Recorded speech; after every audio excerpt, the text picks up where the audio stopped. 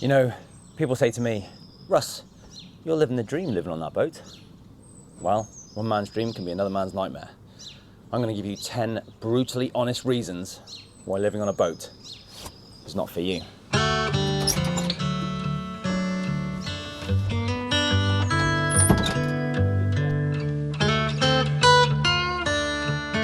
Right, let's get into it. Reason number one is storage.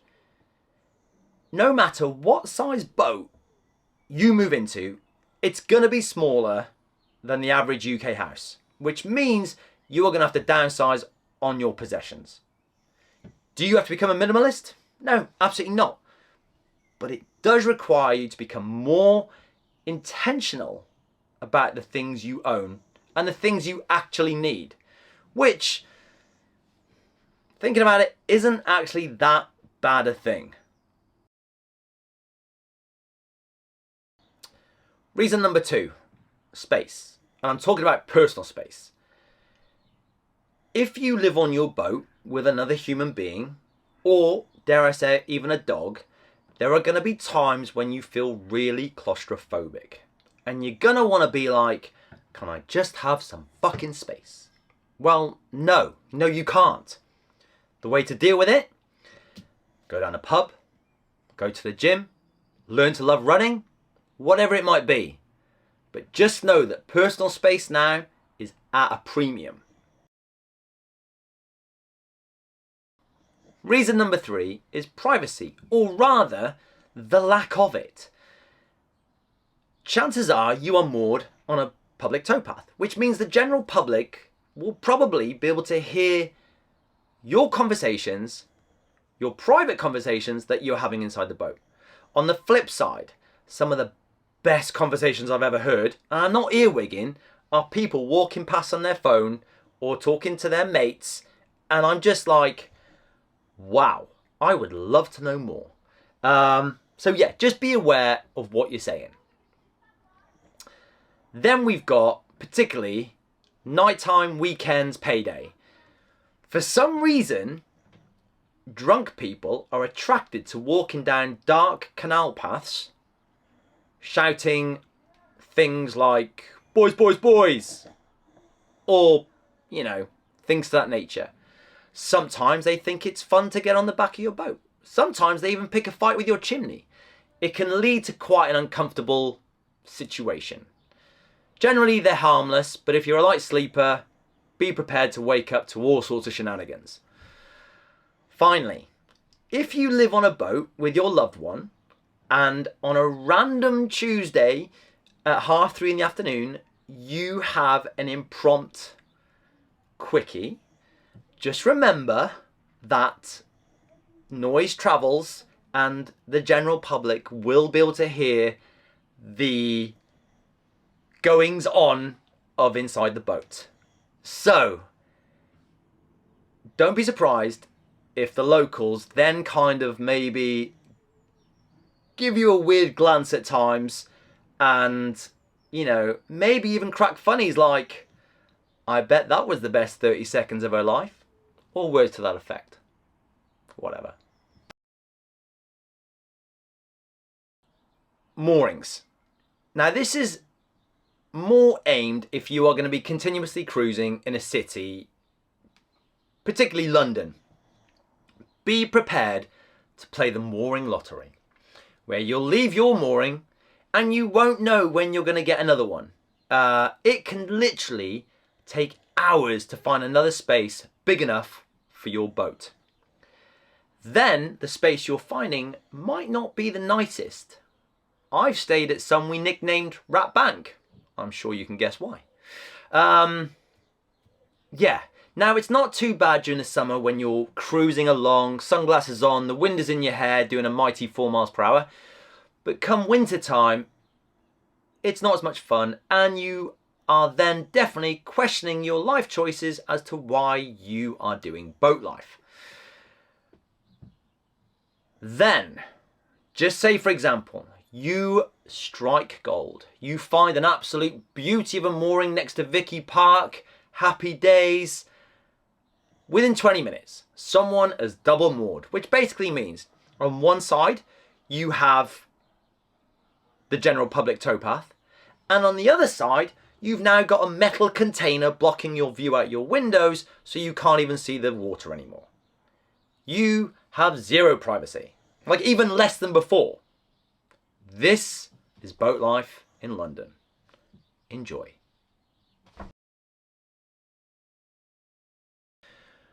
Reason number five. The weather. Now, I understand that you can't escape from the weather, whether you're living in a house, a boat, a van, wherever. The weather is there. But living boat life just seems to intensify the weather. So in the winter, it does get cold on a boat. I'm not saying you can't warm it up. It doesn't take long to warm it up. But it does feel extra cold on a boat during winter. So make sure you've got a hearty supply of logs, coal, diesel if you've got a diesel heater, and make sure you know where the nearest place is to get all your fuel essentials. Then be ready to wage war on condensation. It's everywhere. And you've got to deal with it, because if you don't, you're looking at a mold problem. And nobody wants mold. So the condensation war is real. Looking on the brighter side of life, summer. Yeah, summer is fantastic on boats. However, be prepared to live in a sweatbox. And that's fantastic if you're looking to lose a few pounds before hollybobs. But yeah, it gets hot. Toilets.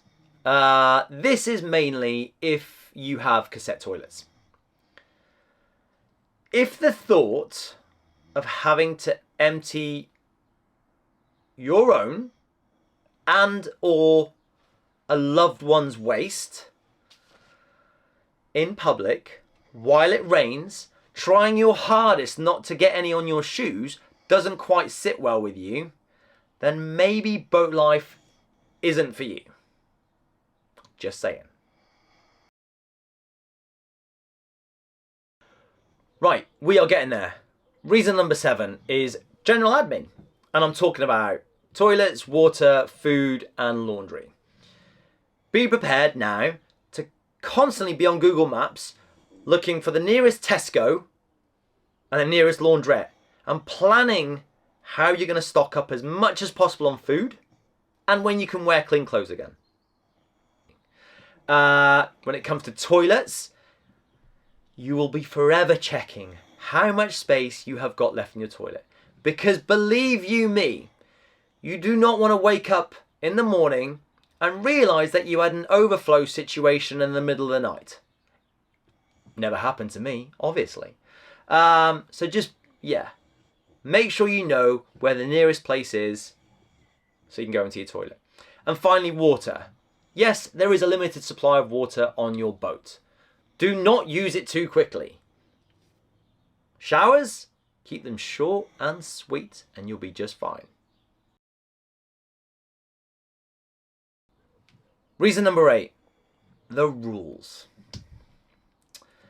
The good old CRT. Right, if you are a continuous cruiser, you have to move every 2 weeks. You have to move your boat.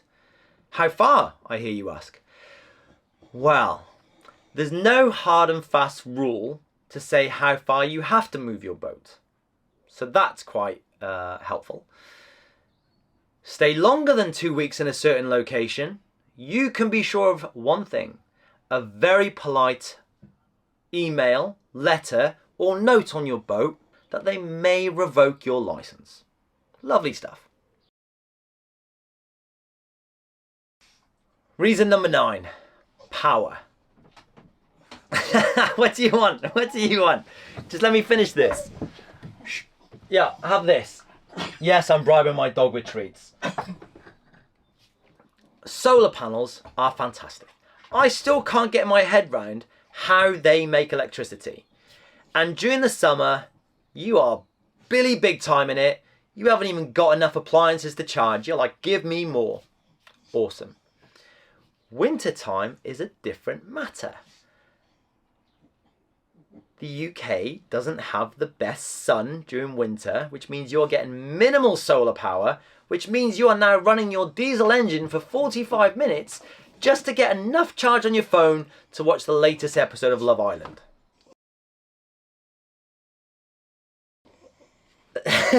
And finally, reason number 10. Even Hoochie wanted to join me for the last one. Last one is inconsiderate boaters. As with all walks of life, you get good people and you get not so good people. That includes boaters. The bad boaters will do things like razz past your boat, drive in theirs like they stole it at a silly speed. Which means, by the wake they create, your boat then smashes into the side, which is fantastic. What else? Said boaters will not close the locks, paddles or gates.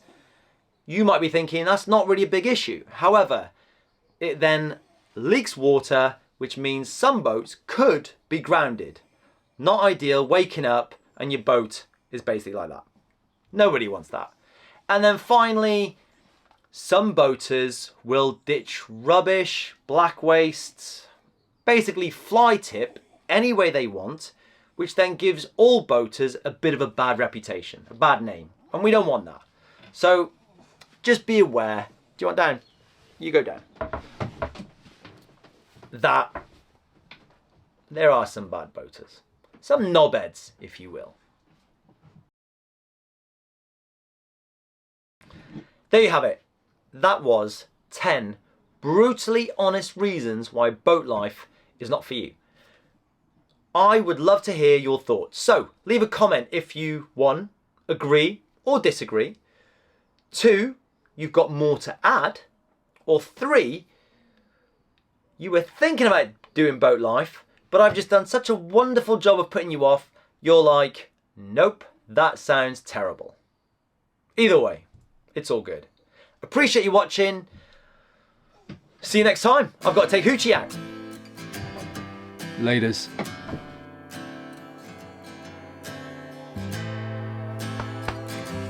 I've got raisins stuck in my throat.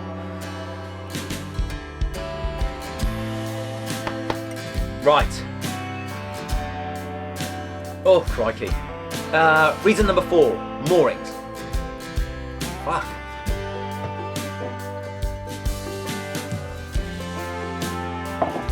Oof.